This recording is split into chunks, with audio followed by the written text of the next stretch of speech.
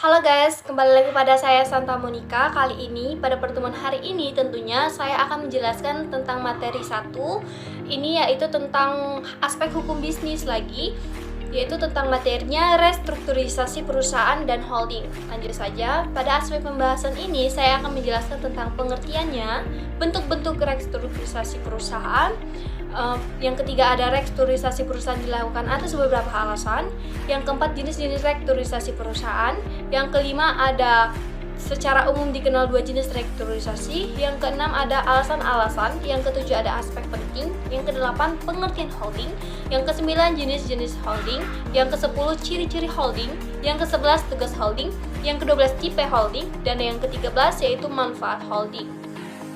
Pengertian restrukturisasi perusahaan adalah upaya yang dilakukan untuk memperbaiki dan memaksimalkan kinerja suatu perusahaan sehingga perusahaan tersebut dapat terus berkembang atau minimal dapat beradaptasi dengan situasi dan kondisi yang dihadapi. Yang kedua, bentuk-bentuk restrukturisasi perusahaan terdiri dari beberapa. Yang pertama ada restrukturisasi portofolio atau aset, kegiatan penyusunan portofolio perusahaan agar kinerja perusahaan menjadi semakin baik. Yang kedua ada restrukturisasi modal atau keuangan, penyusunan ulang komposisi modal perusahaan. Hal ini dilakukan agar kinerja keuangan perusahaan menjadi lebih sehat. Kinerja keuangan dapat dievaluasi berdasarkan laporan keuangan yang terdiri dari neraca, laba rugi, laporan arus kas, serta posisi modal perusahaan. Yang ketiga yaitu restrukturisasi manajemen atau organisasi, yaitu penyusunan ulang komposisi manajemen, struktur organisasi, pembagian kerja, sistem operasional, atau hal lainnya yang berkaitan dengan masalah manajerial dan koorganisasi. Selanjutnya ada restrukturisasi perusahaan dilakukan atas beberapa alasan. Pada dasarnya, restrukturisasi harus dilakukan dengan cara berskala, misalnya selama 5 tahun atau 10 tahun sekali. Hal ini lebih baik karena tidak perlu menunggu masalah yang muncul terlebih dahulu. Umumnya, restrukturisasi perusahaan dilakukan atas beberapa alasan, yaitu yang pertama adanya masalah hukum di dalam sebuah perusahaan tersebut.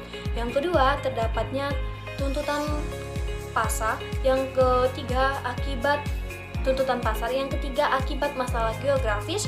Yang keempat, perubahan drastis kondisi perusahaan. Yang kelima, masalah yang muncul dan berkaitan dengan karyawan. Yang keenam, hubungan antara perusahaan induk dan anak perusahaan. Yang ketujuh, pergantian direksi atau pergeseran kepemilikan dan penyebab lainnya. Dari setiap alasan di atas, tentu tujuannya untuk mendapatkan perbaikan kondisi perusahaan. Hal ini tersebut memang merupakan tujuan dari restrukturisasi itu sendiri. Jenis restrukturisasi perusahaan. Restrukturisasi aset dan portofolio. Restrukturisasi perusahaan yang pertama yaitu restrukturisasi aset, yang merupakan aktivitas penyusunan aset perusahaan agar kerja perusahaan menjadi semakin baik. Aset-aset perusahaan dalam hal ini seperti aset bisnis, divisi, unit usaha, anak perusahaan, hingga lini bisnis lainnya. Tujuannya dilakukan restrukturisasi aset ini yaitu untuk membuat perusahaan agar dapat bekerja lebih baik dan maksimal lagi. Yang kedua ada restrukturisasi organisasi atau manajemen. Perusahaan juga merupakan sebuah organisasi yang di dalamnya terdapat manajemen yang menjalankan perusahaan itu sendiri. Restrukturisasi perusahaan ini dilakukan untuk mengatasi masalah perusahaan yang berasal dari struktur organisasi itu sendiri. Umumnya, restrukturisasi perusahaan ini berkaitan dengan sumber daya manusia yang berkaitan dengan sumber daya manusia yang bekerja menggerakkan perusahaan. Selanjutnya ada restrukturisasi modal atau keuangan. Jenis restrukturisasi perusahaan yang terakhir ini yaitu restrukturisasi modal atau keuangan dengan aktivitas penyusunan ulang komposisi modal atau keuangan perusahaan. Kegiatan ini dilakukan agar kinerja perusahaan menjadi lebih baik dan lebih sehat lagi. Bagian yang tidak sehat segera dilakukan perbaikan dengan berbagai tindakan yang dibutuhkan dan tidak melanggar undang-undang. Secara umum, dikenal dua jenis restrukturisasi. Yang pertama, restrukturisasi keuangan, yaitu restrukturisasi ini dapat terjadi karena adanya perubahan kondisi finansial atau masalah hukum sehingga diperlukan restrukturisasi keuangan agar perusahaan dapat bertahan atau mendapat profit yang maksimal. Misalnya, perusahaan memilih untuk melakukan restrukturisasi hutang untuk memanfaatkan suku bunga pinjaman yang lebih rendah atau untuk mendapatkan dana segar untuk modal atau investasi. Yang kedua, restrukturisasi organisasi. sering dilaksanakan karena alasan finansial, tetapi restrukturisasi ini berfokus pada perubahan struktural perusahaan. Contoh sederhana dari restrukturisasi organisasi adalah pengurangan karyawan atau perampingan struktur organisasi internal. Contoh lain dari restrukturisasi organisasi adalah penggabungan sinergi beberapa perusahaan atau yang sering terjadi karena merger atau akuisisi. Adapun alasan-alasan karena perusahaan mendapatkan restrukturisasi bisa bervariasi. Secara umum terdapat kesamaan atau alasan, yaitu bahwa tindakan restrukturisasi biasanya muncul dari keinginan untuk memaksimalkan aset kinerja perusahaan atau perusahaan mencoba fokus untuk melaksanakan strategi bisnis yang baru. Yang pertama ada perubahan strategi. Salah satu contohnya adalah manajemen perusahaan ingin kembali kepada strategi inti perusahaan. Untuk mencapai tujuannya, manajemen perusahaan akan melepaskan divisi yang bekerja buruk atau menjual anak perusahaan atau aset yang tidak berkontribusi terhadap strategi inti tersebut. Pada situasi lain, strategi juga dapat menyebabkan perusahaan untuk mempertimbangkan penggabungan sinergi beberapa anak perusahaan atau dengan bahasa lain merger atau akuisisi. Yang kedua ada berkurangnya profit. Satu contoh yang bisa disebutkan adalah divisi atau anak perusahaan yang dibentuk mungkin tidak dapat menghasilkan profit yang cukup untuk menutupi biaya modal perusahaan sehingga mempengaruhi keuangan perusahaan induk. Hal ini mungkin disebabkan oleh kinerja usaha yang buruk atau penurunan profit atau berkurangnya efisiensi sehingga perusahaan mempertimbangkan untuk melepaskan divisi atau anak usaha tersebut. Yang kedua ada reversi sinergi atau sinergi terbalik. Jadi konsep ini yaitu konsep yang bertolak belakang dengan prinsip sinergi. Contoh dari konsep ini adalah spin-off atau divesti, di mana perusahaan justru melepaskan divisi atau anak perusahaannya. Mencari dana segar. Yang terakhir, jika perusahaan melepaskan unit usaha yang tidak produktif, maka dana segar akan masuk kepada perusahaan dan dengan demikian perusahaan dapat mengurangi beban hutang. Beberapa aspek penting yang perlu diperhatikan dalam mempersiapkan strategi restrukturisasi. Beberapa aspek penting yang perlu Anda perhatikan untuk mempersiapkan strategi ini yaitu ada 6. Yang pertama masalah hukum dan prosedur perjanjian. Yang kedua ada aspek akuntansi. Yang ketiga aspek sinergi sumber daya manusia. Yang keempat aspek valuasi dan pendanaan. Yang kelima aspek perpajakan. Yang keenam aspek persaingan usaha. Pengertian holding. Holding company adalah perusahaan induk di dalam sebuah grup atau perusahaan. Dengan keberadaan dari holding company dijadikan sebagai pemimpin dari perusahaan yang telah menjadi anggota dari grup bisnis. Jenis-jenis holding. Di dalam sebuah ekosistem bisnis, Anda juga akan diberikan 2 jenis perusahaan induk, yaitu investment holding company. Jenis holding company yang pertama ini adalah operating holding company. Ada perusahaan induk di dalam kategori ini mempunyai status kepemilikan saham pada anak perusahaan dengan bentuk investasi. Maka dari itu, untuk perihal holding company menjadi salah satu hal yang sangat penting dan secara tidak langsung dalam proses pengelolaan bisnis pada sebuah anak perusahaan. Yang kedua ada operation holding company. Jenis holding company adalah operation holding company. Pada jenis perusahaan induk kali ini mempunyai peran yang sangat penting di dalam proses pengawasan serta pengambilan keputusan pada anak perusahaan.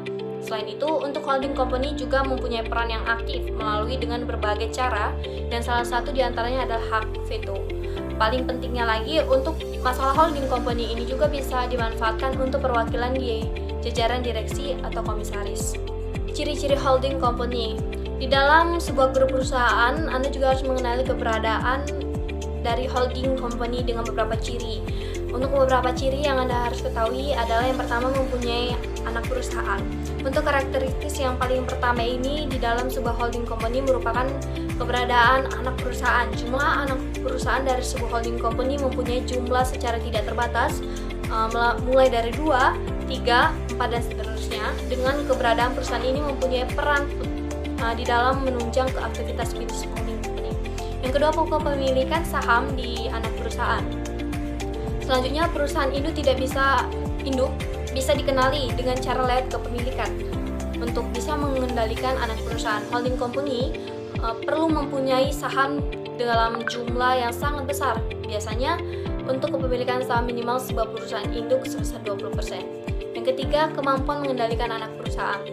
Untuk ciri yang paling akhir pada holding company adalah kemampuan mengendalikan arah dari kebijakan bisnis dan anak perusahaan.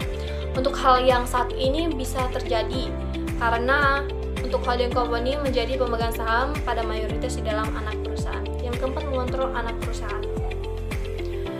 Ciri dari holding ini adalah mengontrol anak perusahaan. Jika mayoritas saham hanya memiliki oleh perusahaan induk, maka proses investasi juga bisa saja dikendalikan oleh perusahaan induk tersebut. Selain itu, untuk induk perusahaan ini mempunyai tugas di dalam proses perencanaan, pengelolaan, pemantauan, sampai dengan evaluasi anak perusahaan yang berada di bawahnya. Tugas holding company secara umum, untuk tugas dari holding company mempunyai banyak arti dan sangat luas. Setiap perusahaan juga mempunyai rencana mengelola serta mengaudit di dalam kondisi tertentu. Untuk beberapa tugas holding yang wajib diketahui, yang pertama ada perencanaan serta pengendalian suatu perusahaan. Tugas pertama holding company artinya membuat rencana yang berlaku umum pada setiap anak perusahaan. Selain itu, untuk anak perusahaan harus menjalankan semua rencana dengan beberapa strategi masing-masing. Setiap perusahaan induk bisa saja melakukan pemeriksaan dan audit untuk melakukan informasi. Bahkan paling pentingnya lagi, untuk holding bisa dipergunakan untuk memastikan setiap anak perusahaan dan melaksanakannya rencana awal, supaya induk perusahaan bisa mengelola perusahaan lainnya. Untuk induk harus mempunyai paling sedikit 25% dari total saham anak perusahaan. Ketika di bawah minimal persentase tersebut, maka perusahaan tidak mempunyai kendali atasnya. Yang kedua, operasional perusahaan. Tugas kedua dari holding company artinya mengurus manajemen operasional pada suatu perusahaan. Selain itu, bisa dipergunakan untuk mengurai risiko terjadinya kebangkrutan atas kerugian pada anak perusahaan. Pada perusahaan induk mempunyai tanggung jawab pada kerugian atas semua anak perusahaan. Ketika anak perusahaan tersebut sudah sukses, tentu saja memberikan keuntungan, maka hasil yang dirasakan oleh perusahaan induk juga lebih berasa. Pada hal ini juga berlaku sebaliknya, di saat anak perusahaan harus ditopang oleh perusahaan induk atau anak perusahaan lainnya. Yang ketiga, penggabungan perusahaan dengan produk dan layanan sejenisnya. Untuk tujuan holding company ada 3, yaitu menggabungkan beberapa perusahaan. Proses penggabungan ini juga harus mempunyai beberapa layanan atau produk yang serupa. Yang keempat, mempunyai posisi lebih strategis di pasar. Tugas keempat pada holding company adalah mempunyai posisi yang lebih strategi di pasaran. Untuk penggabungan beberapa pasar yang ada di Indonesia, ini juga bisa membuat posisi dari holding company dan anak perusahaannya menjadi yang lebih kuat dan juga luas. Selain itu, pada hal satu ini juga diklaim ekspansi untuk bisa menggunakan integrasi vertikal dan integrasi horizontal secara bersamaan pada sebuah perusahaan. Tipe holding company. Ketika membicarakan perihal holding company, artinya ada berbagai macam-macam jenis tipe yang harus benar-benar dipahami secara umum. Untuk masalah tipe ini akan saya jelaskan ada 4 jenis, yaitu tipe alami, di mana tipe pertama ini adalah alami. Pada sebuah holding yang termasuk dalam tipe alami bisa dibentuk dengan tujuan tunggal, sama seperti mempunyai saham pada sebuah perusahaan lainnya. Pada dasarnya, untuk perusahaan tersebut juga ikutan berpartisipasi di dalam menjalankan bisnis lain apabila perusahaan tersebut bisa mengendalikan lebih dari satu. Yang kedua, tipe campuran. Tipe kedua dari holding company adalah campuran. Pada perusahaan induk yang termasuk ke dalam tipe campuran ini tidak hanya mengendalikan perusahaan lain yang terlibat sehingga ke operasionalnya saja. Artinya, untuk tipe campuran ini mempunyai istilah sebagai perusahaan induk yang turut memberikan operasional. Yang ketiga, tipe segera. Tipe segera pada holding company adalah menengah. Untuk perusahaan yang termasuk di dalam tipe tersebut adalah perusahaan induk dari entitas lain dan anak perusahaan tersebut. Selain itu, untuk perusahaan yang berada di tipe ini juga mempunyai posisi lebih strategis dan besar. Selanjutnya ada manfaat holding. Manfaat holding ada beberapa. Yang pertama, adanya entitas secara independen. Ketika perusahaan induk yang mengelola beberapa perusahaan, maka untuk setiap perusahaan ini dianggap sebagai badan hukum secara terpisah. Artinya, untuk hal yang satu ini bisa saja terjadi perkara di suatu perusahaan. Bahkan ketika anak perusahaan bergegas bisa saja melakukan tindakan secara independen, sedangkan untuk perusahaan kecil memberikan kemungkinan untuk dimintai tanggung jawab. Yang kedua, adanya keberlanjutan dalam manajemen. Ketika perusahaan induk melakukan akuisisi pada anak perusahaan lainnya, maka untuk perusahaan induk juga memberikan kemungkinan besar pada saat menjalankan sebuah bisnis. Maka dari itu, banyak sekali anak perusahaan di masa depan mendatang dan memutuskan tentang persetujuan akuisisi. Yang ketiga, untuk melakukan investasi lebih kecil. Manfaat pada saat melakukan holding company memberikan kemungkinan terhadap perusahaan induk untuk mendapatkan kondisi tanpa melakukan investasi dengan jumlah besar.